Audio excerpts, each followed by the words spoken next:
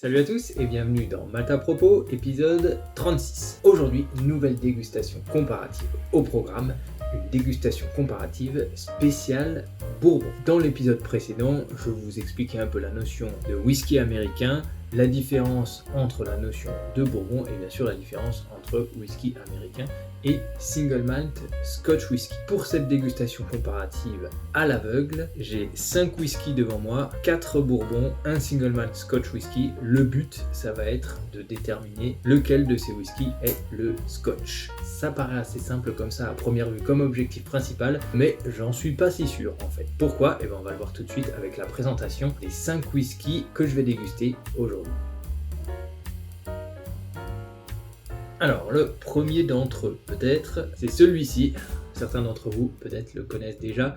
Il s'agit du Kentucky Straight Bourbon de chez Aldi. Voilà, je vous l'avais présenté dans une vidéo précédente. Et je me suis rendu compte d'une chose, d'ailleurs, quand j'ai ressorti la petite mignonnette. Qu'est-ce qui a marqué derrière cette petite fiole? Si vous arrivez à lire, il y a marqué Mit Farbstoff, il y a du colorant. Donc ce whisky ne respecte absolument pas la règle du whisky américain, la législation américaine. En revanche, il respecte la législation allemande qui oblige tous les whiskies colorés en Allemagne à le mettre sur l'étiquette. Quoi d'autre sur ce whisky? 5 ans de vieillissement quand même, donc straight. 40 degrés d'alcool seulement, donc là pour un bourbon c'est vraiment très faible. Il y a très peu de bourbons embouteillés à 40 degrés d'alcool.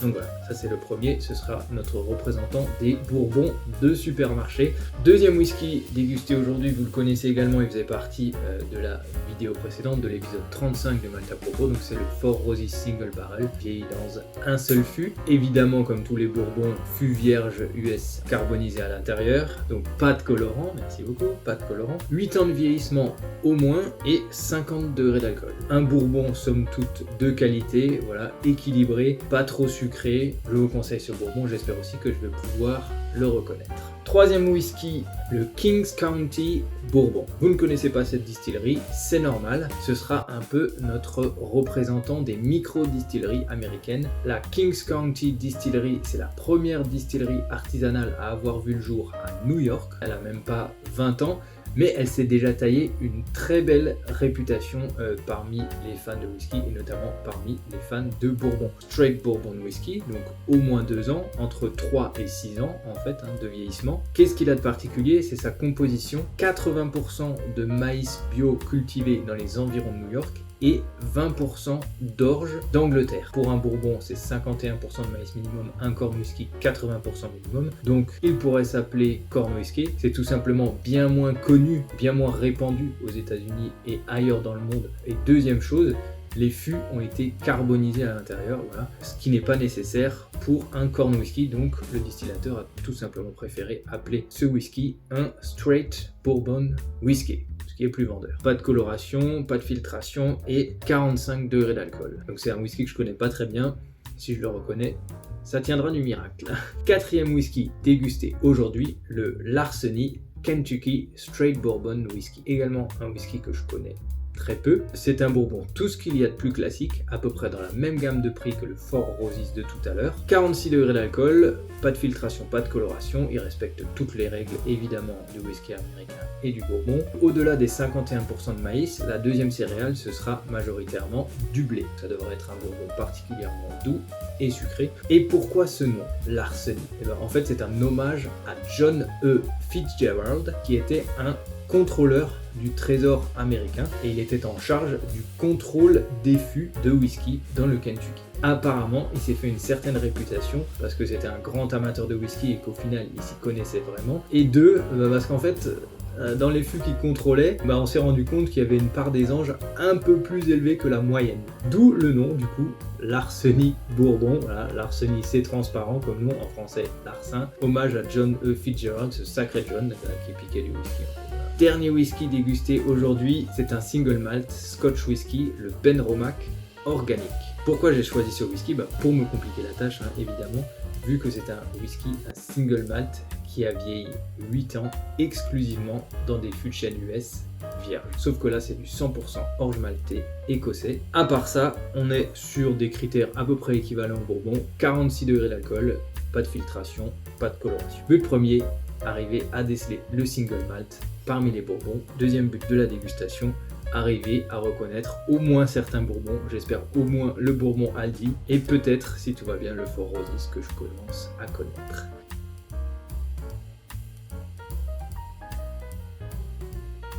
Un nez assez timide sur la sucrosité, la vanille, un peu de caramel, et c'est à peu près tout. Pour le premier whisky dégusté, j'ai quasiment pas d'alcool au nez ou un tout petit alcool et un alcool assez désagréable, je dois dire. Comme ça au nez, je me mets à espérer que c'est déjà le bourbon Aldi en fait. Pas terrible, bien que voilà, le caramel qui remonte soit pas complètement désagréable non plus, mais c'est très simple, très timide. Slanger. En bouche, ça va un peu mieux, j'ai envie de dire, parce que c'est moins sucré que ce à quoi je m'attendais. C'est plus puissant en alcool aussi, que le nez aurait pu le laisser penser. Il y a un côté à la fois boisé et épicé qui s'exprime. J'ai l'impression qu'il y a quelque chose en plus par rapport au nez. Longueur en bouche correcte, texture moyenne. Comme je vous avais dit dans la vidéo précédente, dans l'épisode 35, je suis pas forcément un grand fan de bourbon. Je préfère le scotch. Mon palais est beaucoup plus habitué au single malt scotch whisky qu'au bourbon. C'est pour ça que je fais cette dégustation, pour essayer de m'en convaincre aujourd'hui. Pas trop de sucre, mais il y a un alcool bizarre qui se dégage, un peu de caramel qui remonte également, mais beaucoup moins sur la sucrosité, beaucoup moins sur la vanille que le premier. Assez peu d'alcool. Encore une fois, c'est pas un grand nez que j'ai là. C'est pas complexe, pas très attractif tout ça. Slangez-le.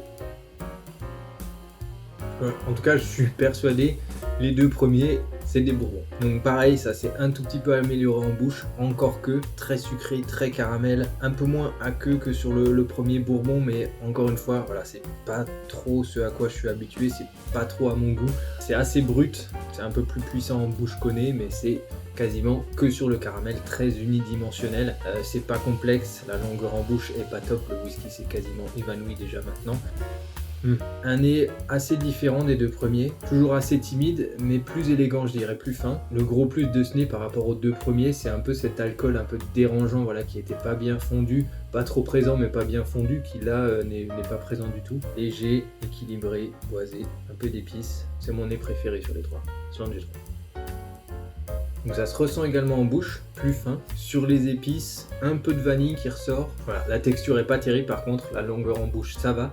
La texture assez aqueuse malheureusement. C'est le gros point faible de ce whisky, sinon on est sur un profil aromatique qui me correspond plus. J'ai l'impression qu'il y a de l'orge maltée, ou en tout cas de l'orge, donc je mettrais bien une petite pièce sur le King's County, parce qu'on est sur quelque chose de beaucoup moins rond, beaucoup moins caramel, avec une texture qui ne renforce pas le whisky, qui ne renforce pas le profil aromatique. Un nez encore différent, plus axé sur les épices, le côté boisé. Ce qui me surprend, c'est qu'il n'y a aucun nez qui vraiment explose, qui vraiment s'exprime de manière franche. Ce léger côté alcooleux qui vient vraiment un peu ternir ce côté épice et boisé. Bon, au moins ça m'a l'air assez équilibré, c'est un G4. Une bouche intéressante, beaucoup moins axée effectivement sur le côté caramel, le côté sucré. Je décèle un petit côté fruité. Est-ce que ce serait le Benromach? Ouais, bouche beaucoup plus intéressante. La texture ça va, la longueur en bouche aussi. C'est plus fin. Ça va être compliqué, hein. Parce que là, je suis vraiment pas sûr au niveau du Benromach. Je pensais qu'il sortirait du lot. On est plus sur le côté fruité, le côté vanille, c'est plus frais. Même si je m'y perds un petit peu, il y a déjà deux whiskies qui sortent un peu du lot, c'est le 3 et le 4 par rapport au 1 et 2. Ouh là là, là on replonge dans ce que j'aime pas. Il y a de l'alcool, il y a du caramel, du sucre un peu chimique, ce côté boisé, un peu jus de planche comme ça. Là, je pense qu'on est bien sur un bourbon. Ouais, ce que je reproche souvent au bourbon aussi, un peu comme les whiskies alsaciens d'ailleurs, c'est l'alcool. On a un alcool un peu dissocié comme ça du reste du profil aromatique et ça me plaît pas trop. On va voir en bouche. J'ai l'impression qu'on a quand même un profil aromatique similaire sur 3 des 5 whiskies. Les deux premiers, le troisième, mais avec des déclinaisons. Celui-là, il se démarque un peu des 1 et 2 parce qu'il est en plusieurs phases. On commence avec voilà, cette douceur caramel très sucrée. Et puis d'un coup d'un seul, paf, on a ce côté boisé, un peu épicé, mais surtout boisé très puissant qui revient, qui chauffe le palais, qui chauffe la langue. Voilà, ça c'est le whisky qui a peut-être le plus de caractère au niveau puissance alcoolique. Les autres s'évanouissaient un petit peu sur des notes sucrées, caramel, voilà, sans trop faire de vagues. Celui-là, il a une deuxième phase, un petit kick à la fin. Même s'il y a un côté un peu désagréable au début, la fin de bouche, ça va mieux. Ça va mieux, on est sur un côté vanille / épice. Au niveau texture, on n'est pas trop mal. Au niveau longueur en bouche, du coup, aussi. vu qu'il y a cette deuxième phase qui dure assez longtemps, qui apporte de la dynamique. Là où je suis embêté, c'est que je suis sûr de rien après ce premier round de dégustation. Je mettrai une pièce sur le Kings County pour le whisky numéro 3 et une pièce sur le Benromach sur le whisky numéro 4. Pour le reste, un nez qui s'est sensiblement amélioré quand même, mais toujours très axé sur ce côté caramel, mais l'alcool a disparu. En bouche aussi ça va mieux, on est toujours sur quelque chose de très doux, très sucré. On a en deuxième bouche, en fin de bouche, un peu plus d'épices qui s'expriment, toujours très axé sur le sucre quand même, pas trop équilibré pour moi. Enfin, il a un peu gagné en caractère, perdu en alcool, gagné un petit peu en profondeur. Je mettrai une petite pièce sur le Larceny. Là par contre le 2, le nez c'est pas vraiment amélioré, c'est toujours ultra timide, un peu sur le même profil aromatique que le premier whisky, mais c'est hyper timide, faut aller le chercher, même le sucre, faut aller le chercher. On n'a vraiment aucun punch dans ce whisky. Moi en bouche c'est pareil, longueur en bouche et texture ne sont pas améliorées contrairement au premier. On a ce côté un peu déséquilibré, à la fois sur le sucre et sur le côté jus de planche, pas terrible. Donc je mettrai une petite pièce sur le whisky Aldi, le whisky de supermarché. C'est plus fin, c'est moins sucré, mais c'est très timide. C'est dommage cette texture aqueuse là, ce manque de caractère, ce manque un peu de profondeur aussi quand même, parce que c'est vraiment un coup de punch qui lui manque à ce whisky pour lui apporter de la profondeur. Je suis surpris. Si c'est le Kings County comme je le pense, je suis un peu déçu. Pour l'instant, je dis que c'est ça, mais c'est pas du tout sûr. Ah ouais, je suis de plus en plus persuadé que c'est le Benromach, que c'est plus fruité, plus vanillé, plus fin, plus complexe. Texture correcte, longueur en bouche au-dessus de la moyenne par rapport aux autres, et surtout ouais, plus complexe, plus profond. Le côté vanille, le côté fruit et le côté épicé en fin de bouche, et tout cela surtout c'est plus équilibré. On n'a pas une overdose de sucre voilà, qui déborde surtout en fin de bouche. Pour moi le whisky numéro 4 c'est le Benromach. Ceci dit, je m'attendais à plus de différence. Voilà. Certes mon classement sera assez facile à faire, mais encore une fois c'est pas une dégustation qui va rester dans les annales de Malte à propos. Là le niveau est quand même assez faible je trouve. Je me demande si ça c'est pas le Four Roses, de toute façon il reste que lui, parce qu'on est sur un profil aromatique moins axé sur le sucre, plus aromatique. J'ai l'impression de déceler une touche de seigle, une touche de rail, sentiment renforcé en bouche, donc alcool mieux fondu, plus équilibré. On a de la sucrosité mais beaucoup moins que les deux premiers whiskies, et surtout on a ce côté à la fois floral, boisé et épicé qui vient donner plus de profondeur, plus de complexité à ce whisky. Donc on est toujours sur un profil aromatique qui ne me convient pas forcément, mais j'arrive à apprécier ce whisky. Donc je mets une pièce sur le Four Roses.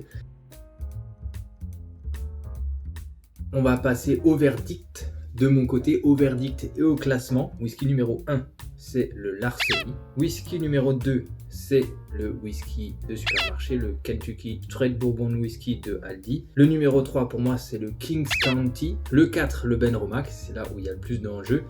Et le 5 le Four Roses. Et maintenant au niveau du classement, je mets en premier le 4 pour moi qui est le Benromach. En deuxième le 5 qui pour moi est le Four Roses. Pour moi le dernier ça va être le 2 parce qu'il s'est absolument pas amélioré, on est sur du bourbon basique. Et après, comment dire, je suis plus fan du profil aromatique, enfin en tout cas je préfère le profil aromatique du 3, mais il est tellement timide, il a été un peu défavorisé par sa troisième place au milieu de whisky plus franc, plus puissant, donc je vais quand même mettre en 3 le Kings County, et en 4 du coup ce qui est pour moi le Larceny, très sucré mais au moins assez puissant pour le faire sentir. Allez, on passe au résultat. On m'a mis le classement dans l'autre sens, du coup je vais commencer par le dernier whisky, on va commencer par ce côté là. C'était bien le Four Roses, le dernier whisky donc, que j'ai classé deuxième de cette dégustation, et qui se confirme, c'est un whisky, un bourbon pour moi au-dessus du lot en termes de complexité en tout cas. Le 4 c'était bien le Benromach. Là, vraiment, je m'éponge le front parce que c'était pas aussi facile, je m'y attendais, mais c'était pas aussi facile que ça de le déceler. Il y avait ce côté fruité. C'est vraiment ce qui a permis pour moi de faire la différence. C'est un whisky qui est plus équilibré, qui a plus de profondeur. Après, il fait pas une énorme différence non plus, mais il se détache quand même assez significativement. On n'avait pas parlé de la gamme de prix de ce whisky, donc on est plus cher que les bourbons, ça me paraît normal aussi. Moi je l'avais touché en super promo à une quarantaine d'euros, mais on le retrouve plutôt autour de 60 € aujourd'hui, ce qui me paraît un peu cher. Privilégier le 10 ans par rapport à ce Benromach organique. Le 10 ans, il est assez exceptionnel. Vous le verrez très vite dans une vidéo à venir. On passe au whisky numéro 3. C'était le whisky numéro 3 et là je me suis planté. Ce n'est pas le Kings County, c'est le whisky Aldi, donc que j'ai classé 3e quand même. Hein. Il a un profil assez agréable, même si très timide. Je pouvais pas avoir tout juste, hein, c'est pas possible. Hein. Bah du coup, je me suis planté sur le reste, je pense. Le whisky numéro 1, c'était le Kings County. Donc plus de puissance que ce que je pensais, bien qu'il était à 45. Hein. Par contre, un profil aromatique vraiment axé sur le sucre. Comme dit, j'ai eu du mal à départager entre la 3e et la 4e place, mais bon voilà, c'est pas trop ma tasse de thé. Je pensais qu'on sentirait plus le côté orge, le Larceny que j'ai classé dernier du coup. C'était sucré, c'était hyper basique, mais surtout c'était faible. C'était faible, 2 sur 5. Les plus importants, j'ai envie de dire, mais c'est quand même un piètre résultat, voilà. J'espère que les fans de Bourbon parmi vous ne m'en voudront pas trop. C'est pas une dégustation qui restera dans les annales comme dit de Malte à propos. Il n'y a pas un niveau super élevé, ça correspond pas forcément à mon palais, mais voilà, le plus important, c'est qu'on arrive quand même, j'arrive quand même à déceler un single malt parmi 5 Bourbons. Abonnez-vous à Malte à propos, laissez des commentaires qu'on puisse discuter ensemble sous les vidéos, et puis en attendant bien sûr, le plus important, portez-vous bien. Ciao.